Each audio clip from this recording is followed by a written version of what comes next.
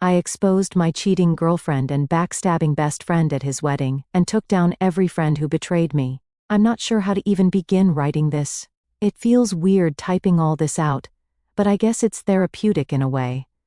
Looking back on my life a couple of years ago, I thought I had everything figured out.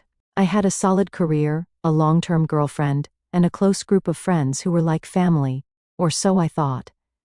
Now, I'm sitting here wondering how I was so blind. Let me rewind. In college, I was part of this tight-knit group of 7. We all met in our department, 4 women, 3 men, and quickly became inseparable. It wasn't just about parties or studying together. It was more like we were family, the kind of group that would drop everything for each other, or so I thought. There's Ethan. He was my college roommate and my best friend. I mean, this guy was like a brother to me. We lived together for 4 years, laughed about the dumbest things, and had each other's backs through thick and thin. If you had told me back then that he would be the one to stab me in the back, I'd have laughed in your face, but I'm getting ahead of myself. Then there's Nicole. She was part of our group before I even joined, but she and I started dating during our 2nd year. It just clicked. You know when you meet someone, and everything feels easy? That's how it was with her, or at least that's what I thought at the time. We were together for 8 years. 8. We went through ups and downs, but I really believed we were building something long-term: marriage, kids, a life together. It felt like a given. Nicole was closer to the group than I was at first, but once we started dating, I became part of it too. I didn't just get a girlfriend, I gained a whole circle of friends who felt like family. Ethan, of course, became a big part of that too. He wasn't as close to everyone at first, but since he was my roommate, he got pulled into the group. Life felt good. We all stayed in touch after college, hanging out regularly, going to weddings, birthdays, and even taking trips together. I thought I had it all: a successful family business that I was managing, a girlfriend who'd been with me through everything, and a best friend who I trusted with my life. But in hindsight, there were cracks I didn't notice. Nicole and I started having issues about a year before Ethan's wedding. I was ready to settle down, get married, start a family. But she kept pushing back. She'd say things like, "I'm not ready yet," or "let's wait a little longer." At first I thought maybe she had a point. We were both busy with our careers. But the more I thought about it, the less sense it made. I mean, we were practically living like we were married already.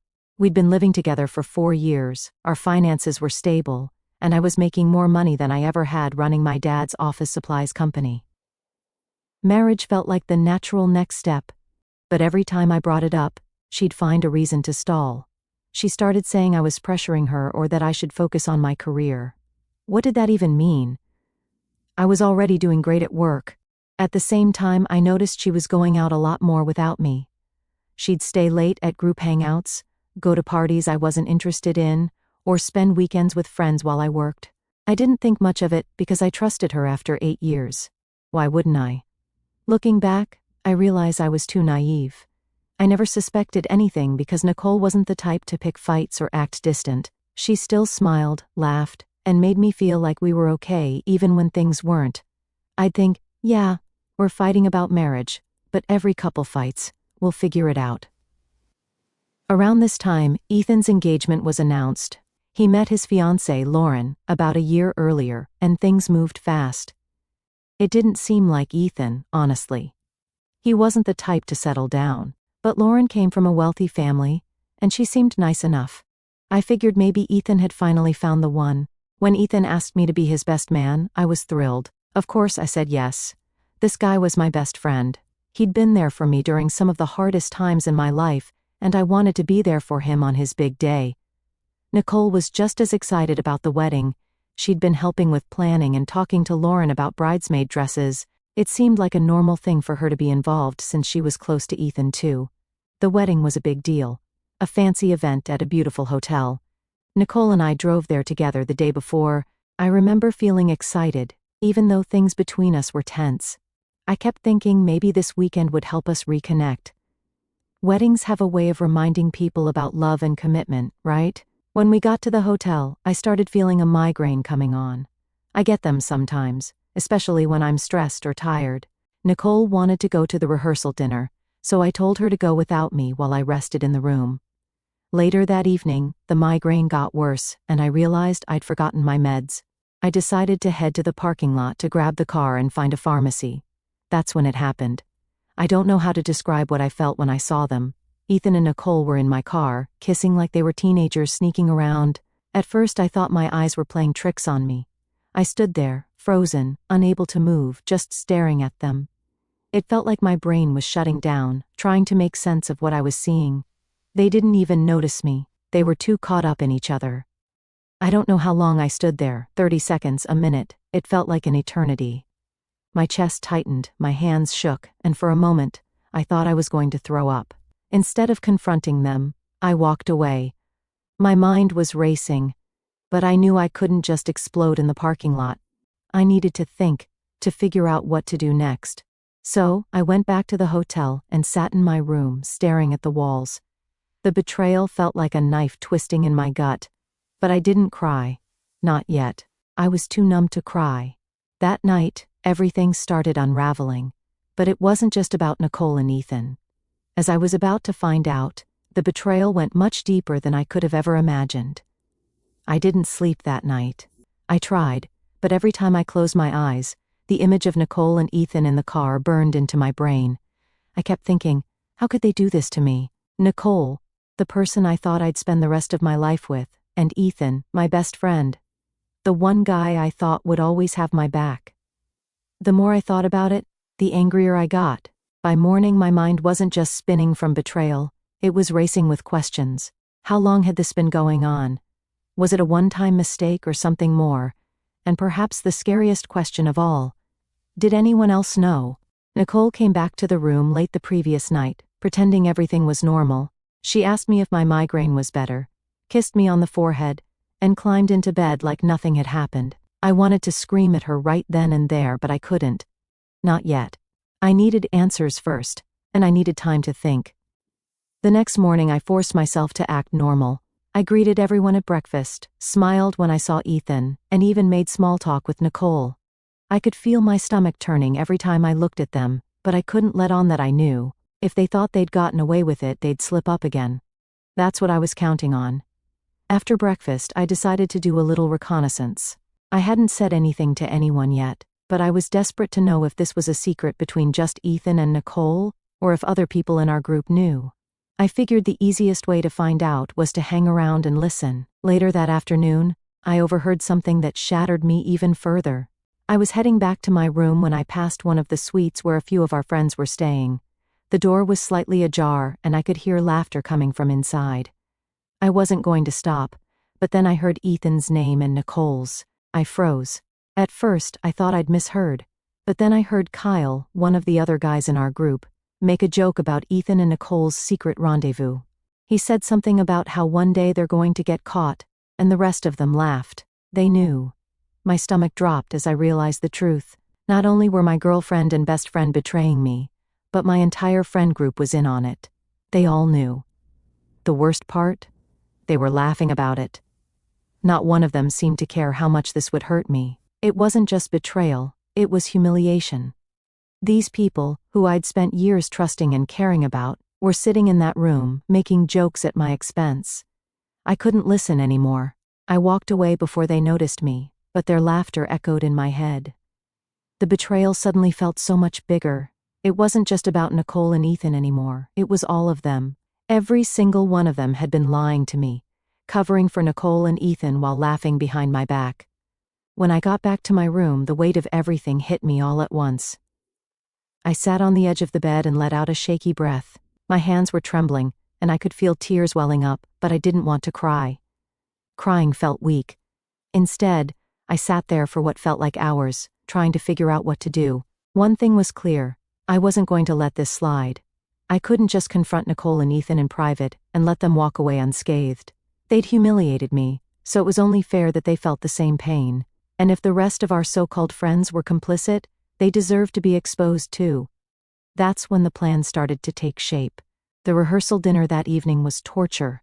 I went because I didn't want to tip anyone off that something was wrong, but sitting across from Ethan and Nicole was unbearable.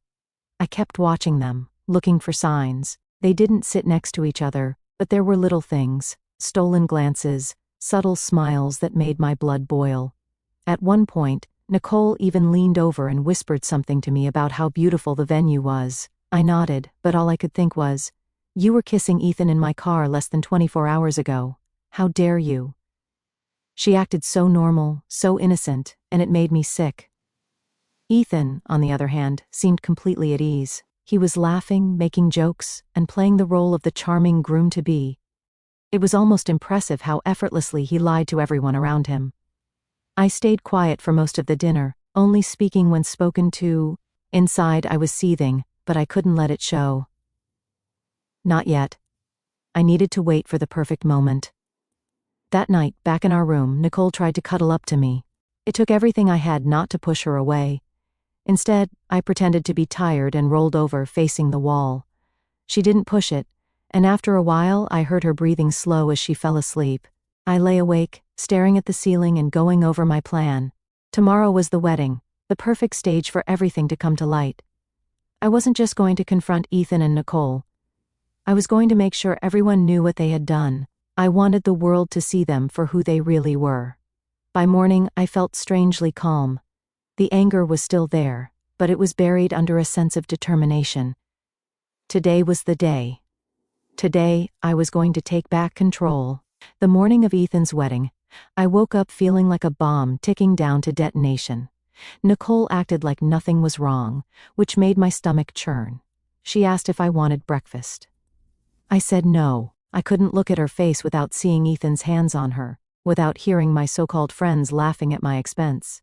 By then, I'd already decided what I was going to do. I wasn't the kind of person to make a scene or get revenge out of spite. But this wasn't just about me anymore. It was about the lies, the betrayal, the complete disregard for my feelings. Nicole and Ethan thought they could do whatever they wanted and still smile at me like nothing had happened. And my friends thought they could cover for them without consequences. Not today. I spent the morning quietly getting ready. Nicole went to help the bride, Lauren, with some last-minute preparations, leaving me alone in the room. That gave me time to pack my things. I knew I wasn't staying after this wedding. Whatever happened, I was done with Nicole, Ethan, and the entire group. I wanted to make sure I could walk away clean when the time came. When it was finally time to head to the ceremony, I slipped on my suit, checked myself in the mirror, and gave myself a pep talk.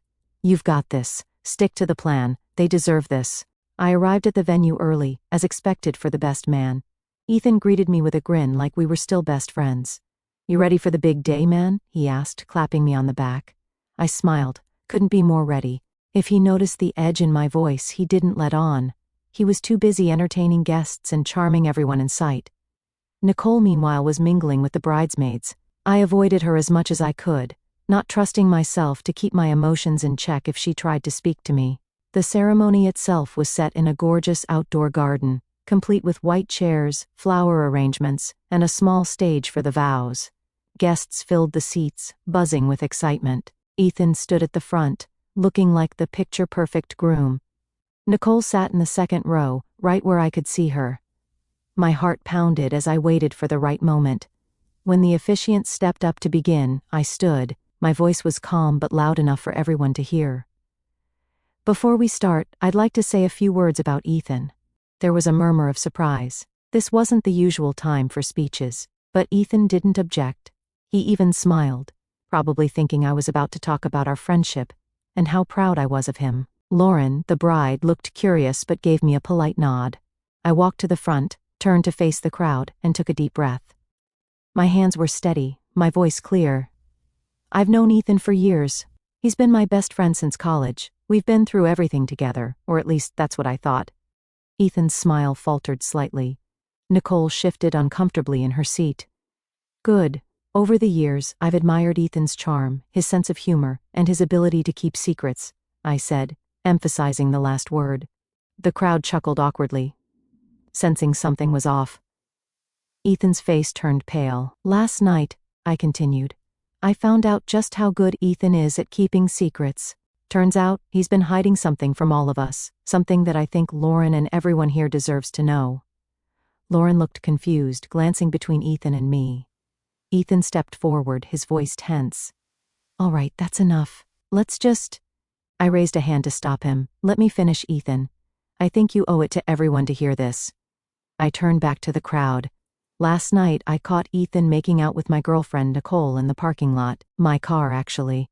So, while he's been planning this wedding, he's also been hooking up with someone else's partner. Mine. The gasps from the audience were deafening. Nicole shot to her feet, her face red. "That's not true," she shouted, but her voice cracked. Her panic was obvious. Ethan looked furious but also terrified. "This is ridiculous. You're just trying to ruin my wedding because Nicole doesn't want to marry you." I ignored them both. "It gets better," I said to the crowd, "because not only have Ethan and Nicole been sneaking around, but our mutual friends, this entire group of people I thought I could trust, knew about it. They've been covering for them, laughing behind my back, even making jokes about when they'd get caught." The room was chaos. People whispered, shouted, pointed fingers. Lauren looked horrified. "Is this true?" she demanded, turning to Ethan. "Tell me this isn't true." Ethan stumbled over his words, trying to deny it. But Lauren wasn't buying it. She ripped off her veil and stormed out, leaving Ethan shouting after her. Guests started murmuring, some following Lauren, others staring at Ethan and Nicole in shock. I didn't wait for the fallout. I walked straight off the stage, ignoring Nicole's desperate pleas to stop. "You're crazy. You're ruining everything," she hissed, grabbing at my arm. I shook her off and kept walking. By the time I got to the parking lot, I could still hear the chaos behind me. I got in my car, took a deep breath, and drove away. I drove for hours that night, not caring where I was going. The adrenaline that had carried me through my speech was gone, leaving only exhaustion and a crushing sense of emptiness. My phone buzzed constantly, calls, texts, notifications from social media. But I ignored them all. I wasn't ready to face whatever came next. When I finally stopped, it was at a gas station in the middle of nowhere. I parked, got out, and just stood there for a while, staring at the dark sky. My body felt heavy, my mind a mess of emotions, anger, betrayal. A strange sense of relief. I had done it. I had exposed them. But now what? Eventually, I checked my phone. As expected, there were dozens of missed calls and texts. Nicole had sent the most, her messages starting with, "Please, can we talk? Please let me explain," before shifting to anger. By the end, she was blaming me. "You're insane for what you did. You didn't have to ruin everything. Do you even realize what you've done to Ethan?" Good. She was upset. She deserved to be. There were messages from Ethan too, though fewer. Most were furious, accusing me of being jealous and vindictive. "You just couldn't handle that Nicole didn't want to marry you, so you tried to ruin my life. Guess what? You didn't just hurt me, you hurt Lauren and my parents too." The rest of my so-called friends had chimed in as well. Some were furious at me for airing dirty laundry in public. Others were apologetic, claiming they didn't know the full story, as if that excused their complicity. I didn't respond to any of them. I wasn't ready. Instead, I got back in my car and drove to my parents' house. I hadn't been there in months, but I needed the comfort of people who actually cared about me. When I arrived, my mom took one look at my face and knew something was wrong. She didn't ask questions, just hugged me and told me I could stay as long as I needed. The next morning, the fallout started in full force. Nicole called again, but I let it go to voicemail. This time, she sounded desperate. "Please, can we just talk? I know you're mad, but we've been together for 8 years. Don't throw that away over one mistake. I need to explain." Her words made me laugh bitterly. One mistake? No, this wasn't a mistake. It was a choice. A series of choices made over who knows how long. She hadn't just betrayed me. She'd done it repeatedly, knowingly, and with my best friend. There was no coming back from that. Ethan's texts were more of the same. Angry accusations and weak justifications. "You had no right to do that. You could have handled this privately, but no, you had to humiliate me in front of everyone. You're just bitter because Nicole doesn't love you anymore." For a moment, I felt a flicker of doubt. Had I gone too far? But then I remembered the laughter I'd overheard, the smug looks on their faces when they thought I didn't know. No, I hadn't gone too far. If anything, they deserved worse. By day 2, the silence from Lauren's side was broken. One of Ethan's groomsmen, who I barely knew, messaged me, "Hey, just wanted you to know Lauren called off the wedding completely. She's staying with her parents now. Ethan's in bad shape." His parents are furious, and they've kicked him out for lying to them. Good. That was the least Ethan deserved. Still, a small part of me felt guilty, not for Ethan, but for Lauren. She was collateral damage in all this, and I hadn't wanted to hurt her. But she deserved to know the truth before committing her life to someone as deceitful as Ethan. As for Nicole, she was still living in our shared apartment. I couldn't stomach the thought of seeing her, so I asked my brother to go and pack my things. He didn't ask questions, just showed up at the apartment and called me when he was done. "You're better off without her," he said, handing me the boxes. I couldn't have agreed more. And then the real turning point came on day 3, when Nicole showed up at my parents' house unannounced. My mom answered the door, and the look on her face when she called for me said it all. Nicole was desperate. I stepped outside to talk to her, mostly because I didn't want her causing a scene. She looked terrible, like she hadn't slept in days. "We need to talk," she said, her voice shaky. I crossed my arms. "About what?" She started rambling, apologizing, blaming stress, saying she never meant for it to go this far. She even had the audacity to say Ethan didn't mean anything, and that she had been confused about our relationship. "You've been pressuring me to get married," she said, and I felt trapped. I laughed bitterly. "Trapped? You could have talked to me. You could have broken up with me if that's how you felt. But no, you decided to cheat on me with my best friend. Don't try to make this my fault." Her face crumpled, but I didn't care. She wasn't here to take responsibility. She was here to make herself feel better. When she realized I wasn't going to forgive her, she switched tactics. "You didn't have to do what you did, though. You embarrassed me. You embarrassed Ethan. You embarrassed everyone." I stared at her, my voice cold. "You embarrassed yourself." She left after that, but not before trying to guilt me one last time. "I hope you're happy," she said, tears streaming down her face. "You've ruined everything." As she walked away, I felt an odd sense of closure. For the first time since this nightmare began, I felt like I could finally breathe. The fallout from my speech didn't just affect Nicole and Ethan, it rippled through the entire group. Word spread quickly among mutual friends, and most of them took sides. A few reached out to apologize, claiming they didn't realize how serious the situation was. Others stayed loyal to Ethan, saying I'd crossed a line by ruining his wedding. I didn't care, I blocked them all. By the end of the week I was done with them. Nicole, Ethan, Kyle, the whole group. They were out of my life for good. It hurt to lose so many people I'd considered family, but it was better than staying surrounded by liars and betrayers. After the wedding, I thought the betrayal ended with Nicole and Ethan. But as the days passed, I couldn't stop thinking about the rest of my so-called friends, the ones who laughed behind my back, the ones who knew and chose to say nothing. They weren't just bystanders, they were complicit. They covered for Nicole and Ethan, joked about it, and acted like my pain didn't matter. I could have let it go and walked away from all of them. But that didn't sit right with me. They thought they could get away with treating me like a fool, but they were wrong. I wasn't going to explode in anger or confront them directly. No, I had a better plan, one that let me stay in the shadows while they faced the consequences of their actions. Kyle was the loudest one that night in the hotel room. He was the one who made the joke about Ethan and Nicole getting caught one day and laughed the hardest. I remembered that smug tone in his voice, the way he seemed to relish my ignorance. If anyone deserved a dose of karma, it was him. Kyle worked for a mid-sized tech company as a sales manager. He loved to brag about how much his boss trusted him, and how he was on track for a promotion. But what most people didn't know, what I learned from our late-night hangouts, was that Kyle had a little side hustle selling company leads to competitors for quick cash. He'd once drunkenly told us how easy it was to make a few $1,000s under the table without getting caught. That night, I put my plan into motion. Using an old email account I'd created in college, I drafted an anonymous email to Kyle's company. I included screenshots of his texts where he bragged about selling leads, along with a detailed account of how he did it. I made sure to delete any identifying details that could trace the email back to me. Within a week, I heard through the grapevine that Kyle had been fired. Apparently his boss didn't take too kindly to betrayal. I didn't feel a shred of guilt. Kyle had laughed at my expense, betrayed my trust, and thought he was untouchable. Now he knew how it felt to lose everything because of his own actions. Sarah wasn't as vocal as Kyle, but her silence was just as damning. She'd been part of the group for years and always claimed to be a neutral party whenever there was drama.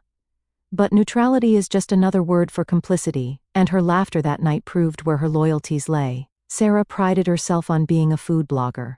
She had a moderately successful Instagram account, and even worked with a few local restaurants to promote their menus. But what she didn't tell her followers was that many of her glowing reviews were fake. She charged small, struggling restaurants for positive write-ups, regardless of the food quality. She'd once joked about writing a 5-star review for a place she never even visited. I knew exposing her would hurt her carefully curated image, and that's exactly what I did. I created a burner account and started reaching out to the restaurants she'd worked with. I posed as a concerned diner and shared screenshots of her texts where she blatantly offered to improve their ratings for a fee. Some of these restaurants were already struggling, and Sarah's actions were exploitative at best. It didn't take long for one of the restaurant owners to post a scathing review of her. They exposed her fake reviews and included screenshots for good measure. The post went viral locally, and Sarah's reputation took a nosedive. Her followers dropped, her partnerships dried up, and she eventually deactivated her account. Amy was the social butterfly of the group. She thrived on gossip and was the one who kept everyone connected. She was also the one who always acted the friendliest to my face, even after everything.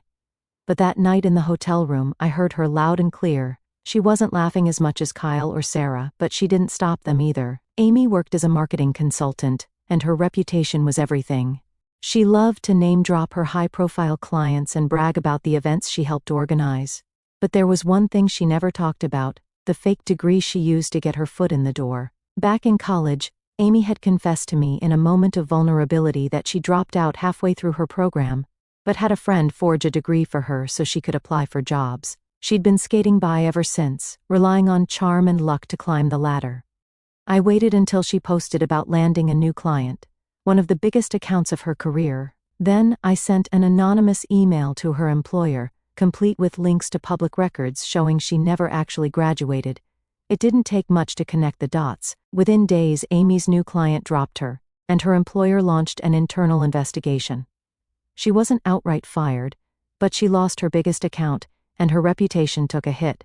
Word spread quickly in her industry, and she found herself struggling to get new work. The other 2 members of the group were minor players in the betrayal, but I didn't let them off the hook completely. One had a habit of posting overly personal details about other people's lives on social media, so I anonymously reported several of their posts for violating privacy guidelines. Their account was temporarily suspended, and they had to clean up their act. The other loved to gossip at work, spreading rumors about Kio workers to climb the corporate ladder. I made sure their boss received a tip about their behavior, which led to some uncomfortable conversations and a warning. It wasn't as dramatic as the others, but it sent a clear message: you can't act without consequences forever. The best part of all this? None of them ever suspected me. I stayed completely in the shadows, watching as their lives unraveled in small but significant ways. It wasn't about revenge for revenge's sake. It was about accountability. They laughed at my pain, covered for Ethan and Nicole, and thought their actions would never catch up to them. They were wrong. By the time the dust settled, I felt a strange sense of closure. I didn't need to confront them or hear their apologies. I didn't need to argue or justify my actions. I simply removed them from my life and let the consequences of their behavior speak for themselves.